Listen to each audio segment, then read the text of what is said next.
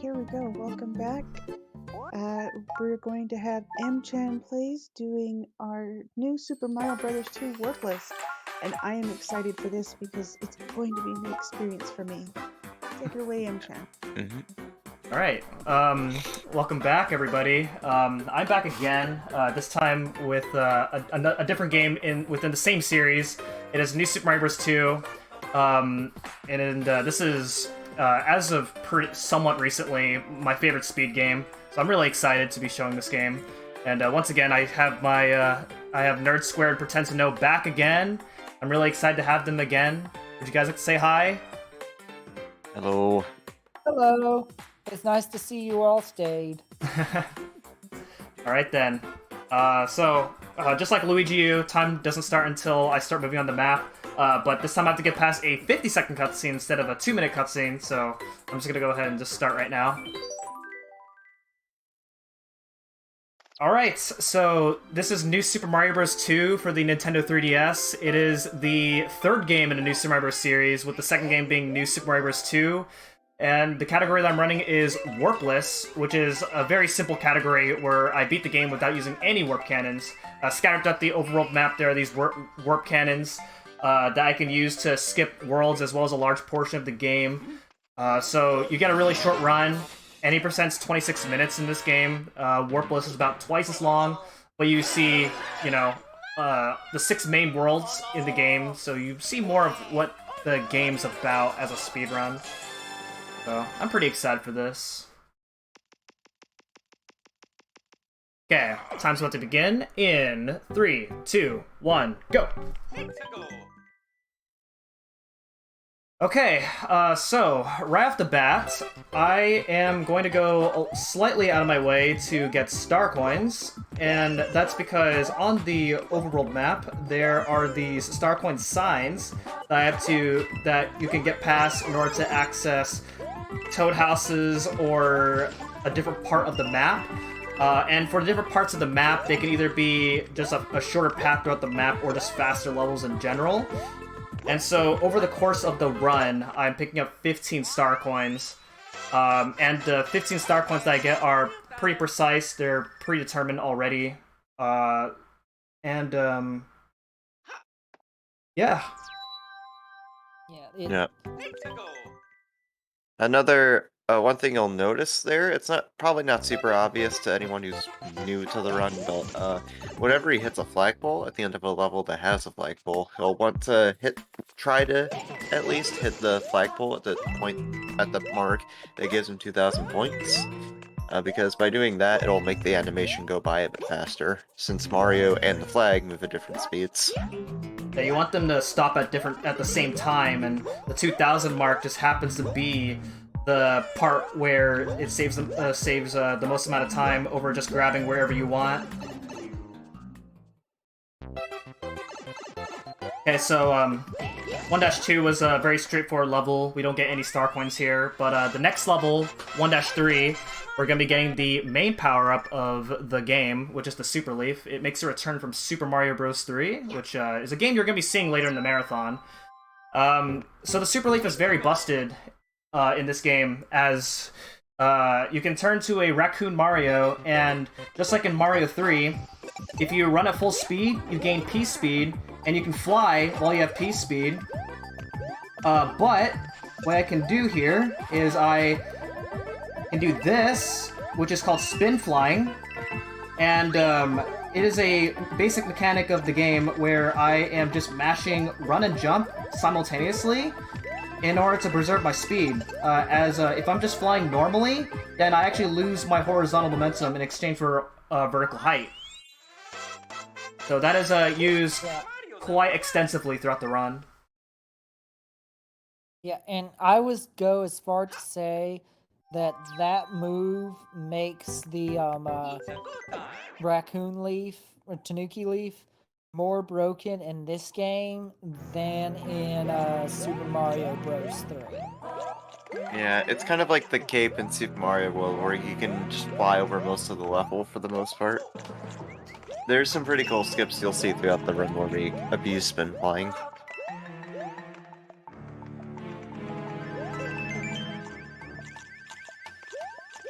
And then also like new Super Luigi U.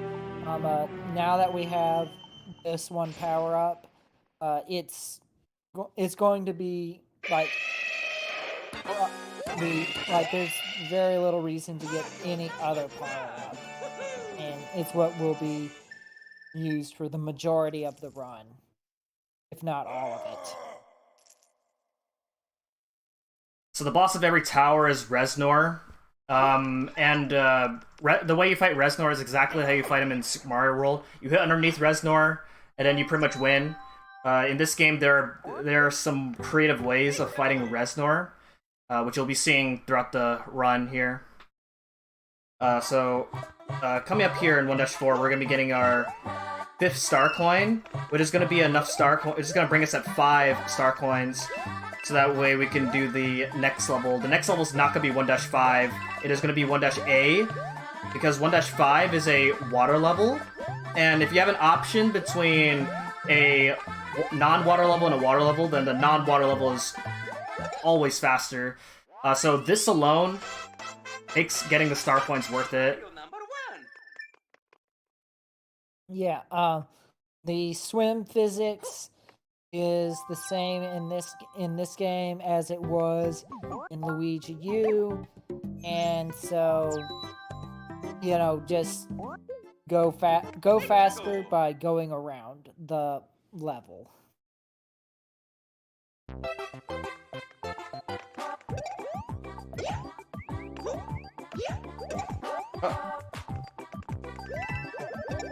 Okay, there we go.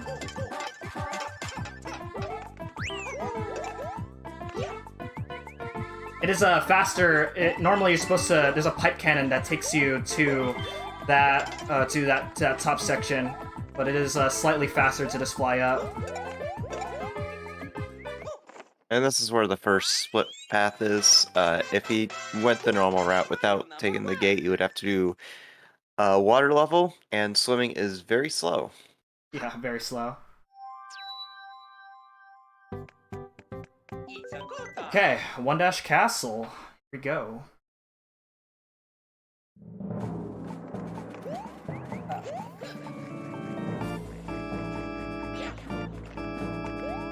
So I'm gonna do a precise P-speed build up here. Just like that, in order to get the second coin right here.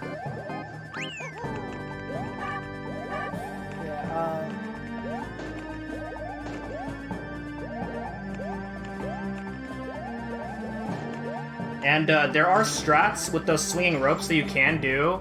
If you jump on the frame that you grab the swinging ropes, then you actually build up more speed from them. But it's really hard to do, so I choose not to do that. It is not marathon safe. Yeah, you could mess up very easily, and then you just lose all the time that you save for going for it. Come up as Roy Koopa, and just like in Luigi U, if you fight the bosses the same way in this game, then you get very consistent results.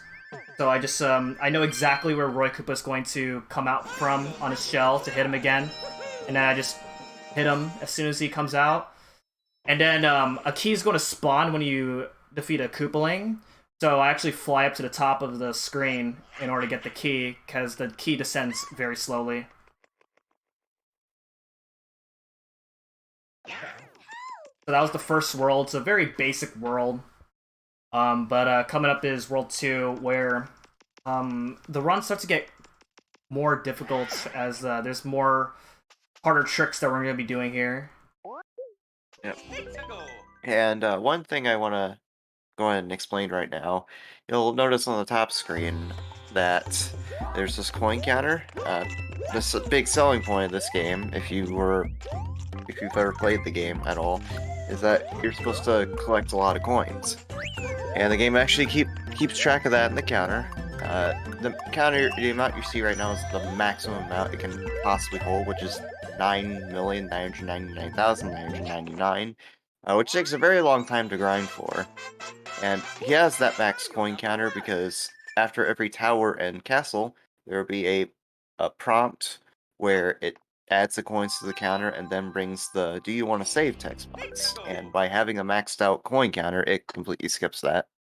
Yeah, and that does add up over the course of the run. So you save 10 seconds over the course of this run. Yep. And unless you completely wipe your cartridge, it actually keeps the coin count. So this is a free time save that you get just from maxing your coin count and grinding in order to compete for top times.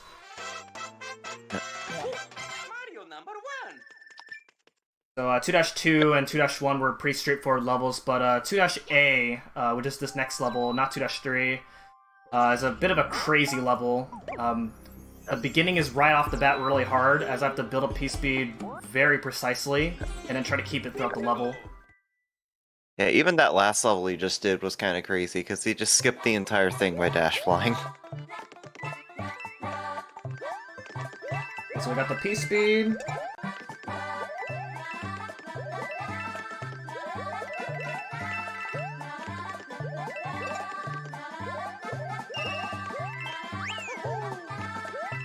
Yeah, the very end is the hardest part.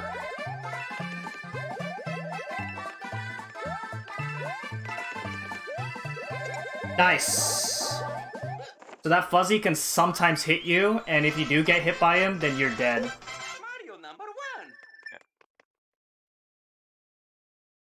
I was also running off those platforms that were moving, and that's so you just gain a little bit of speed. So there's a bit of movement optimization for that level. 2-Tower is a cycle-based level, where the cycle I'm gonna go for in this level is a cycle where if I get up to the top without making any mistakes, then I just have to wait at the end for about a second.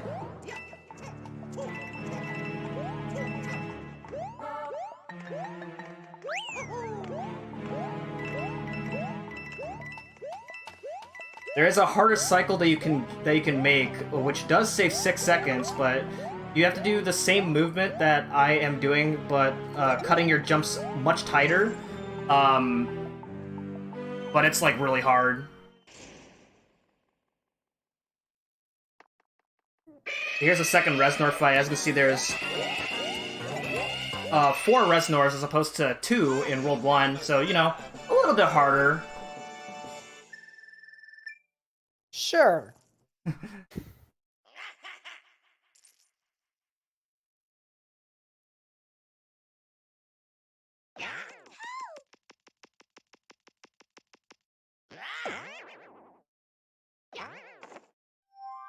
In the beginning of the tower, I did pick up an extra leaf. It might look like I lost time just for going for it, but I had to wait for the very first cycle in the beginning of that level, so I didn't lose time at all. And it's a free leaf that I get on the bottom screen, and that is going to be used for either safety or just for damage boost strats later on. In this level here is our first ghost house, and ghost houses are pretty gimmicky in this game. The gimmick of this ghost house is there's this giant boo that's going to be following us, and you want to always be holding right. If you hold left, then the big boo stops, and it stops the progression of the level. Yeah, the level scrolling is tied to that mega boo.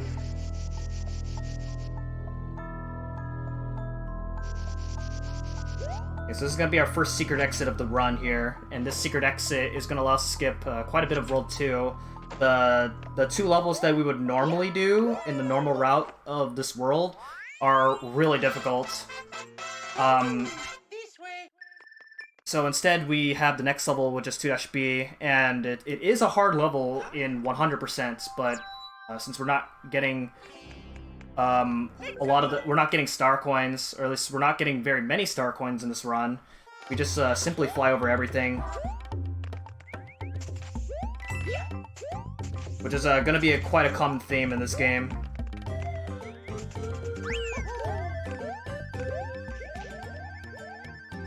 Grab that star coin right there.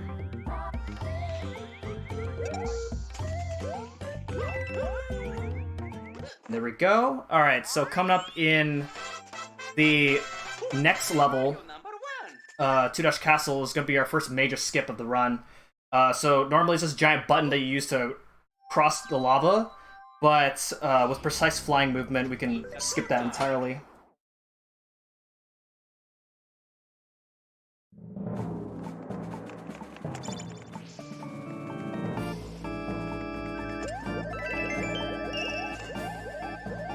Yeah, and this skip is kind of hard because not only is he flying over lava the entire time, so if he messes it up, he's just instantly dead. But also, he has to jump on these blocks to keep the skip going, and it's a very small gap to be able to jump on. Yeah, and so you can actually, unlike in Mario 3, you can actually regain your P-speed when you land on the ground for a few frames, and that's how a lot of our tricks are possible in this game.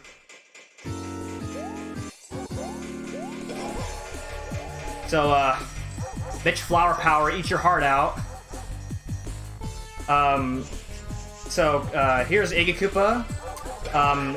He kind of comes out in random places, but you have enough time to get to where Iggy's gonna come out from. So the randomness of this fight is not impactful at all.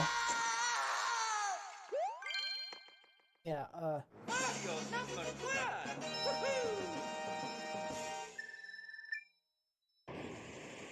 Also, there's a harder variation of the 2 Castle skip that I didn't do, which involves not getting P speed at all at the beginning, but it's really easy to mess up, which is why I didn't go for it. It saves 2 seconds, but then you look like a fool if you mess up.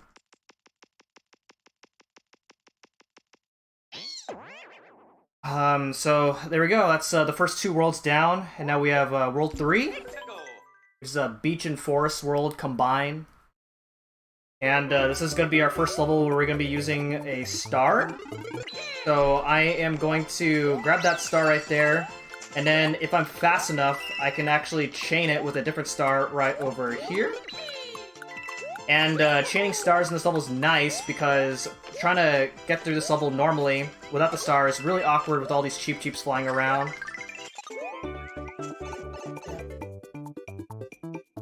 And also, similar to Super Luigi U, he has to have the star power to keep, in order for the star in the blocks after the first one to spawn. Yeah, exactly. Okay, so we have enough star coins to open up this star coin sign right here, and this is the last top point in the run where we're going to be using star coins, and this is helpful because it allows us to do 1 level in exchange for the normal path where we do 2 levels. The trade-off though is this level is we have to do a water level here, but this is still faster than doing the normal route on the top. So the only thing to talk about with this level is that this level has currents that are always pushing you forward, and that's it. So aside from that, you can read donations if there are any.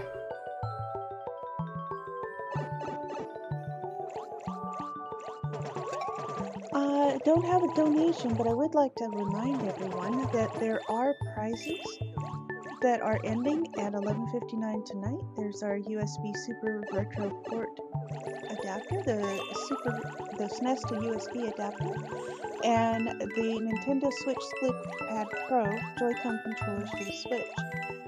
These will, in order to get entered into those, you just need to donate $5 or more at the donation link, and you'll be automatically entered to win.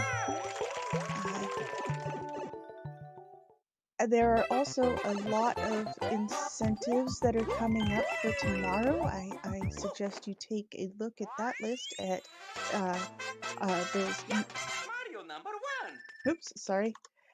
at the link to, that I'm just gonna put in chat now.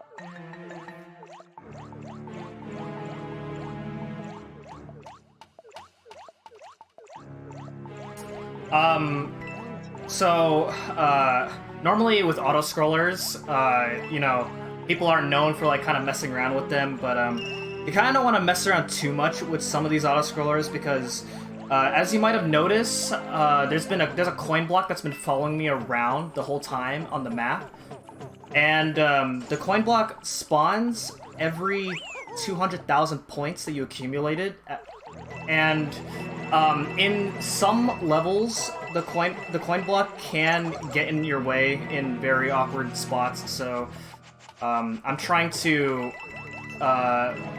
get enough points to kind of manipulate the coin block to spawn at specific levels.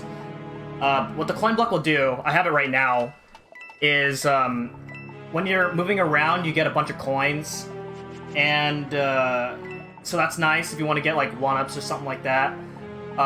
When you get hit with the coin block, then you just lose the coin block without losing any of your power-ups, and there's no animation for losing your coin block at all, so it's essentially a free hit. And in this level, because I got it, and it loses no time, it's just, I got it just purely for safety. Yeah, this auto scroller is a lot about hurrying up and then waiting.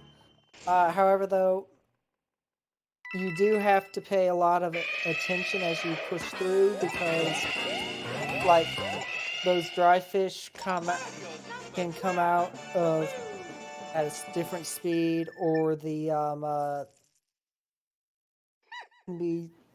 you can miscalculate the skewer's cycle, so it's an auto scroller where you can't go on autopilot.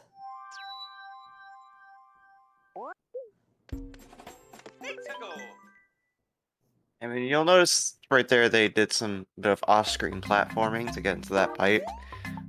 During vertical auto scrollers, whatever's on the top of the screen loads a bit before it appears on the screen, so in the cases of end pipes, you can enter those a little early. Yeah, that works with vertical auto scrollers, and you can't just do blind movement throughout vertical auto scrollers like you can in, let's say, Super Mario 3D Land. This level right here is divided up into 2 sections. The first part's really easy. This part right here, the second part, has cycles of rising up and down poison water.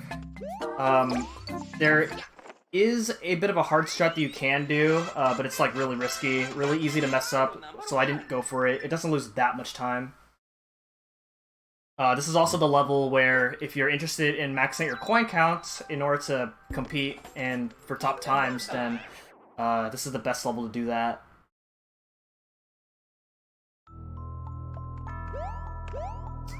Three-dash Ghost House. In this second room, there's a very tight P-speed. You have just enough room to get P-speed here. You got it.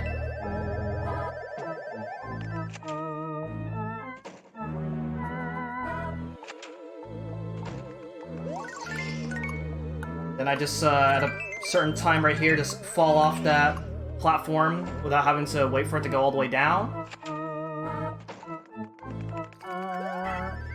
And then in this room, I just fly up to the correct door. There's a bunch of doors, but this is the correct door.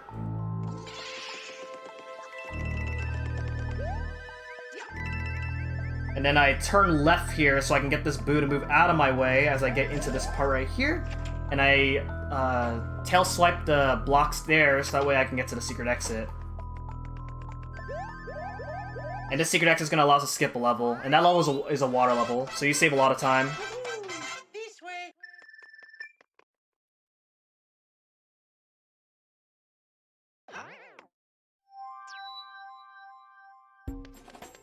It's a good time. Alrighty, so here in 3-Dash Castle, there are these razors that you have to just dodge through.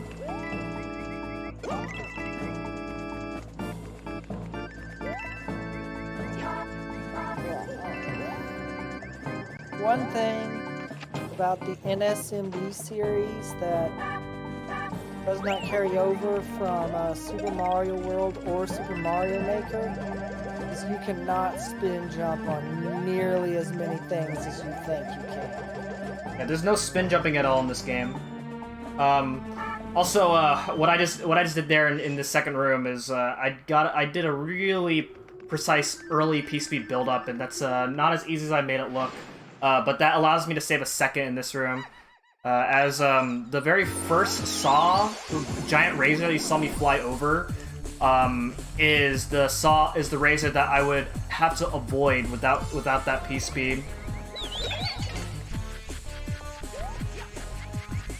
And then here we are against Wendy. Wendy has, just like in Luigi U, Wendy has a bit of an awkward timing with when to hit her. So I'll actually ground pound on Wendy. Otherwise, if you're just jumping normally on Wendy as early as I hit Wendy, then you actually get hit. But ground pound, for some reason, just mitigates that. Yeah, and also, she cannot be hit while the water is raised. It will not count, and you will take the damage. Yeah, the only way to hit Wendy underwater is if you have a fire flower, but there's not a fire flower in this level at all.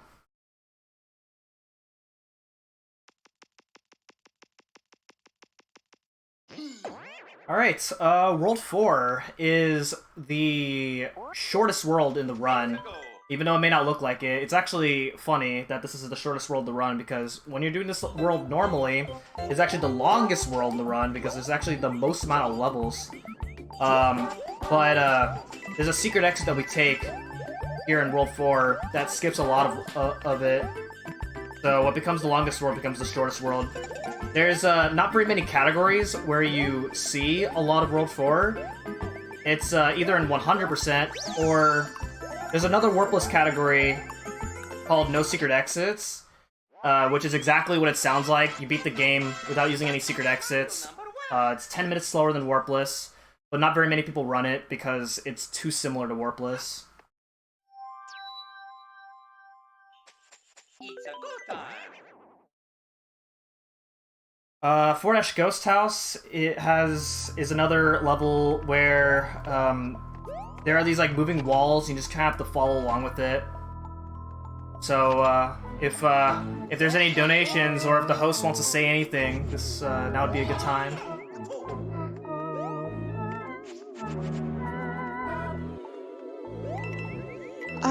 Yes, actually, thank you.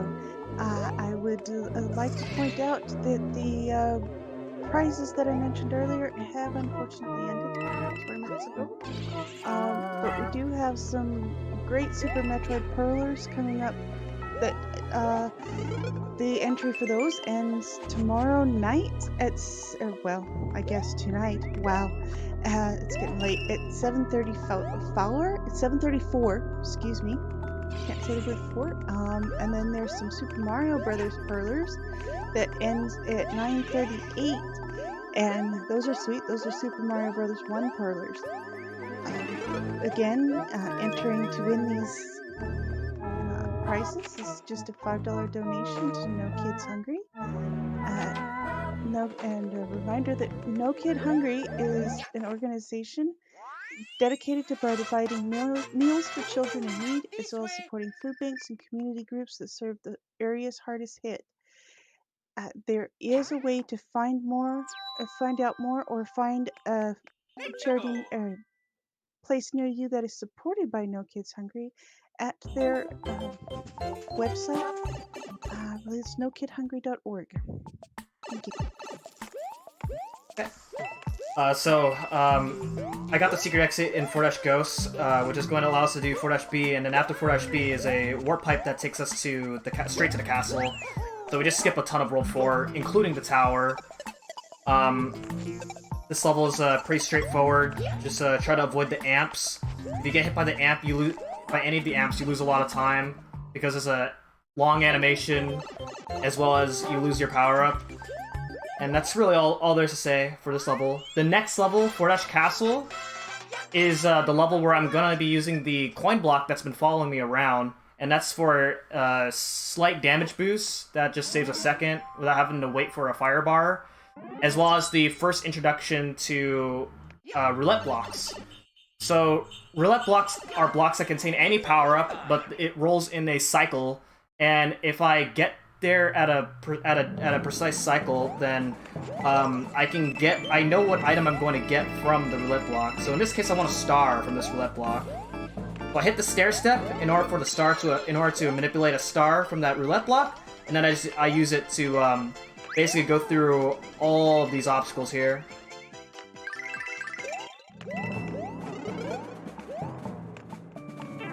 And then I do a damage boost through those spiky balls because there's not a good way to avoid those spiky balls, so it's just better to take the damage boost. And then this is Morton Koopa Jr. This is the hardest boss in the game. Any of you guys want to take over my DS? Pass. Okay, well, I guess I have to now. all right, here you go. I'll just pass it to you through the internet screen.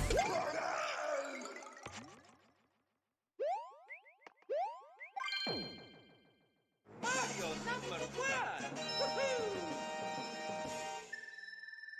Yeah, so that was Morton Koopa Jr. So that's World 4, very fast. And now we're moving on to World 5, which is the hardest world in the run.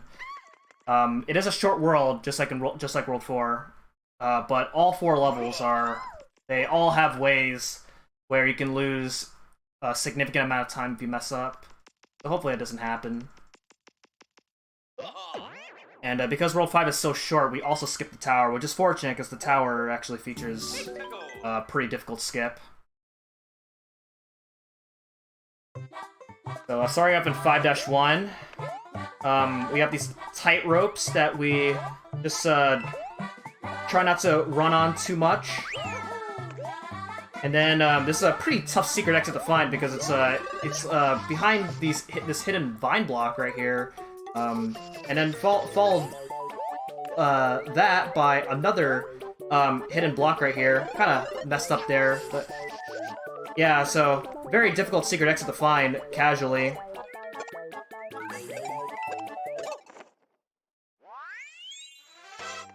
There's a slightly faster way to do that ending right there, where you just jump inside the Ring of Koopas, but it's very risky, and you have a chance to either fall off or get hit.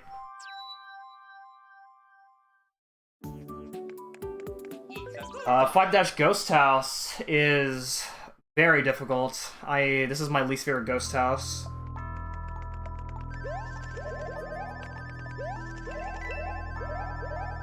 Nerd, why don't you tell me why this Ghost House is hard?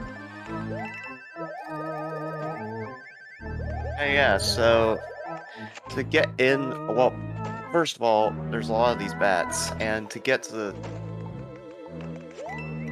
secret exit, he has to fly on these flying ship bits of platforming blocks, and he has to avoid the bats the entire time. And these bats can nick you if you're not careful. Yeah, so everything there looked really easy, but it's a lot harder than I made that look. this way. Yep. So I'm really happy that I got through that.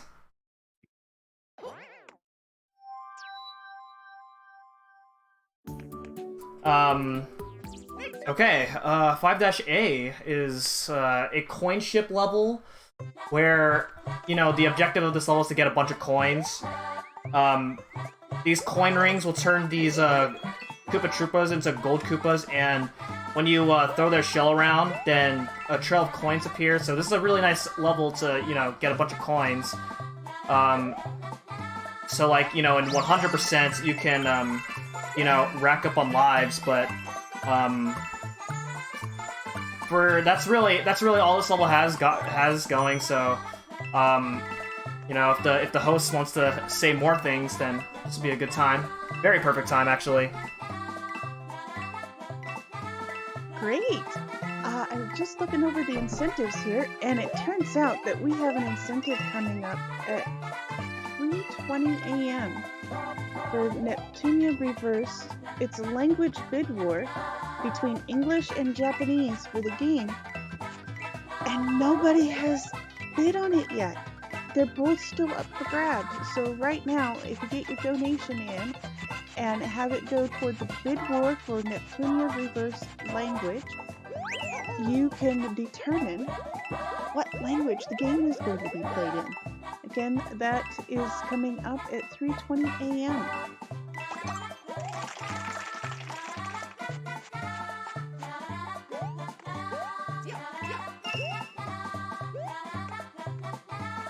Alright, this would be a good time to talk about this now. So coming up in the next level, which is 5 Castle, is just like 2 Castle. It has a major skip. Normally in that level there are these moving grates that you use to ride across lava, but with precise flying, we're going to be flying and skip all those grates. It's split up into 3 different skips. The first 2 skips are straightforward. The third skip, there's a YOLO strat. We call it the YOLO strat because, well, should I do it or should I not?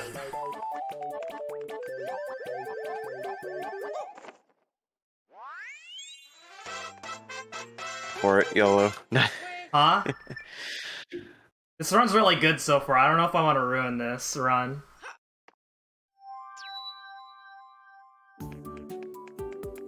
It's a good time. You go big or go home. Oh, man. Here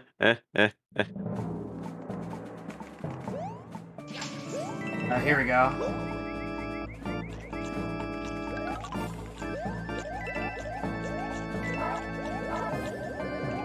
Okay, 1.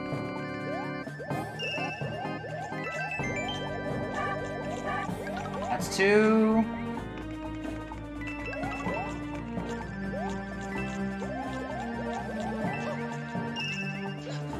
Okay, so that's the third skip right there. So the YOLO, if I did go for it, is you can actually just fly through that giant piranha plant. But it's not very consistent. You could get hit. If you get hit by that giant piranha plant, which you can do sometimes, then you just die.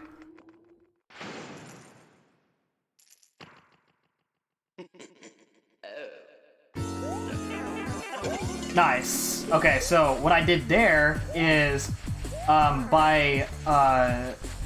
I jump and at the very peak of my jump, ground pound, and then as I get hit by Ludwig, I buffer an up input so that way I can stay in the air longer, and I can be in the air long enough so I can hit Ludwig before he flies up to the top of the screen and starts his attack phase, and that saves 6 seconds. But it's very difficult, very precise, very easy to mess up. So I YOLO'd something.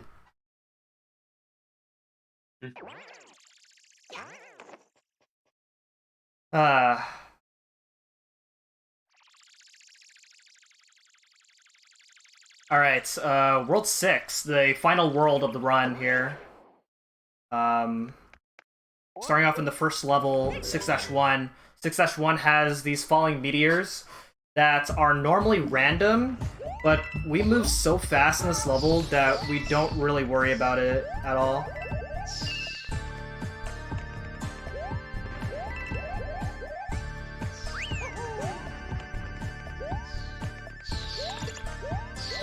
So I'm actually gonna fly in the bottom and then fly up to the top, because if I just flew up to the top right away, then there's a giant meteor that will just hit me.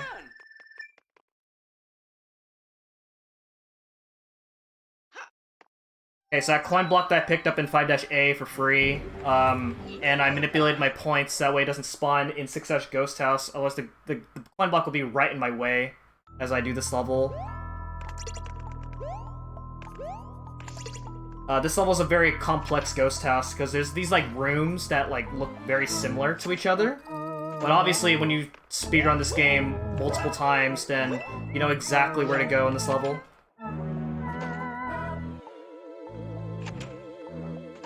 The sign right here is telling me to go left, but I'm gonna go back inside this door right here because I break the rules. And I'm gonna turn left here, so that way I can get this boo to move out of the way so I can get that switch. And then in this room here, if I wall jump frame perfectly, then I can save 2 wall jumps, which save a second. I didn't get it, but that's okay. It's not like a meaningful time save.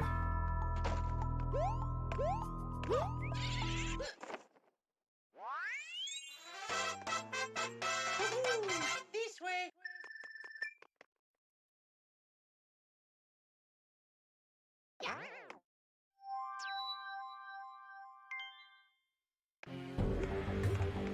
Alright, so that secret exit's very useful because the normal route has 2 very difficult skips that we just skip entirely. So what we got instead is 6-A, which is a pretty simple level. The gimmick of this level is that there's rising lava, but we run so fast that we don't worry about the lava at all.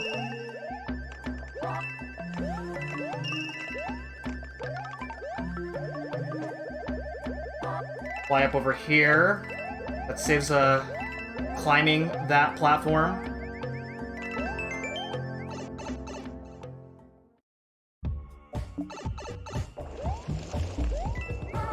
Then coming up in the next level, 6-Tower, split up into 2 parts. The first part is a technical climb, and then the second part is a skip where we skip riding a bunch of moving platforms, so just flying up to the top of the level. It's a good time.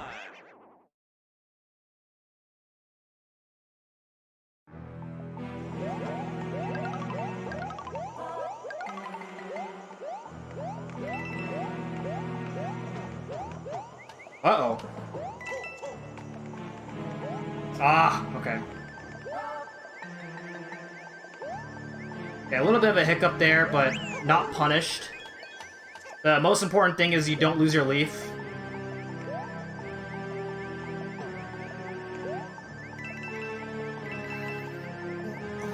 Because if you lose your leaf, then there's not a very good way to regain P-Speed. Alright, so Reznor again.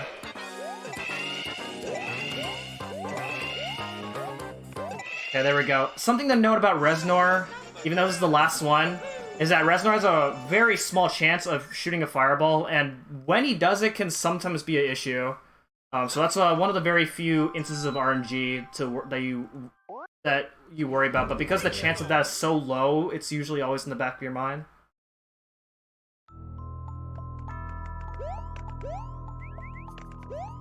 Okay, so we have 3 more levels left to go here.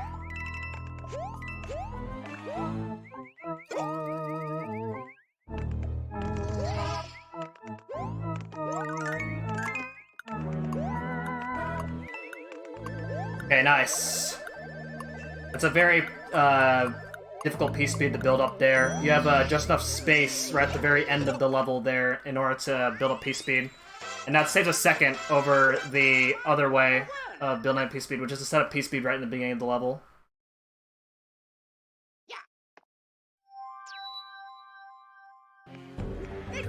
6-5 has these Bowser statues that shoot fireballs.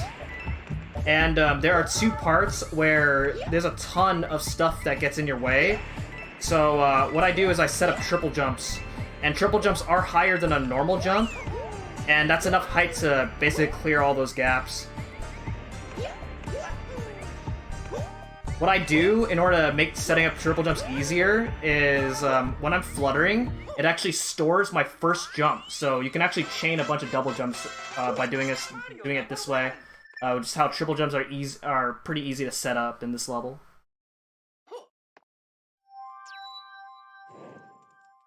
And then now we have the final level here, which is 6-Castle.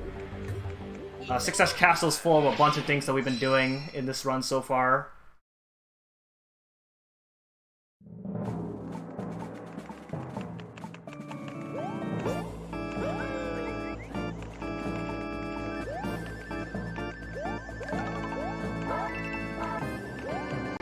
So in just a little bit I'm going to do a damage boost right here. Put my leaf, take damage again. Uh-oh, hold on. Okay, there we go. Let's take the safe here. Okay. That could have been really bad.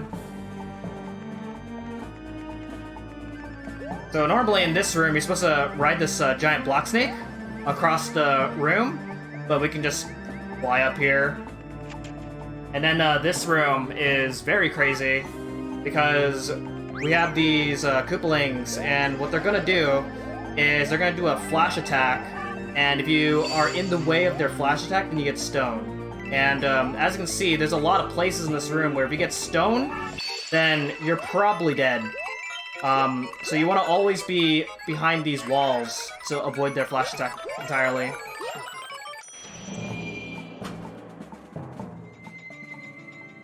And the corridor room, just like in Luigi U, the fireballs are always the same. We always avoid them the same way. It is faster to skip that leaf, but in marathons, you basically always get that.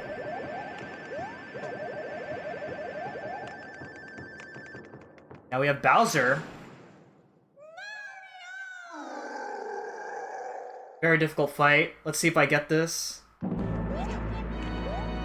Oh my god, I did it.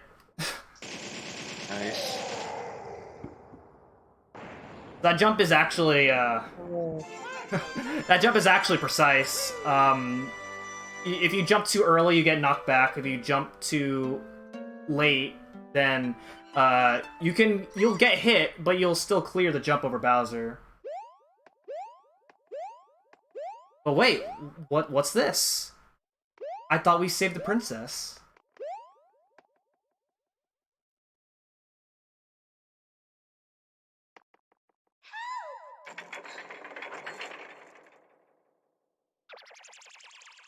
Two games in a row. I know, right? How can I get baited 2 games in a row?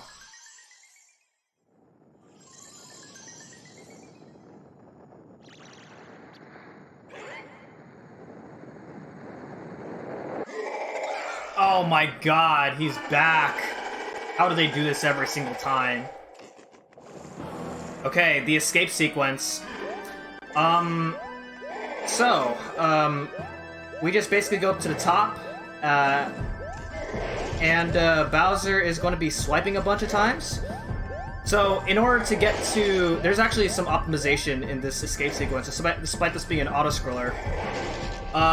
In order to get to the next part as fast as we can, we count the number of times that Bowser swipes. So in this first part, I counted 4 swipes, and then fly up to the next part of the escape. This next part here, you can get up to the top within 4 swipes, but Bowser will always do a 5th swipe no matter what. You can kind of take this part a little bit safe.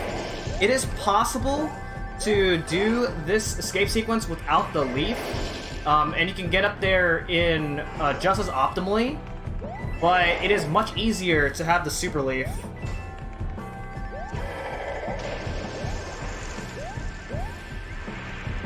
So we just avoid his fireballs here, and then the third phase coming up here, you can get up to the top within 3 swipes. And coming up, there is a giant switch, and as soon as I press that, that is when time ends.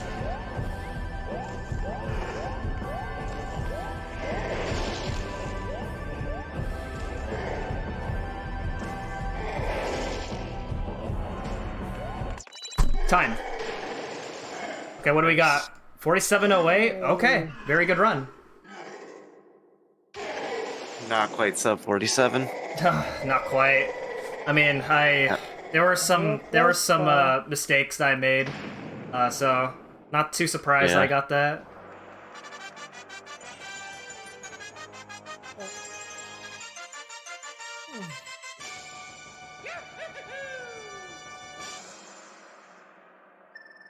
All right, so we are 2 for 2 for getting marathon times that I somewhat expect. So, but up next is Pokemon Yellow, and well, that's gonna be kind of a different story, but hopefully we can do well. But yeah, I'm a believer. But yeah, this is my favorite speed game, so I'm really happy to be showing this game off. I've been running this game for about 2 years now. And so if you want to know more about this game, there's a lot of different categories of this game. So it's really easy to get into this game.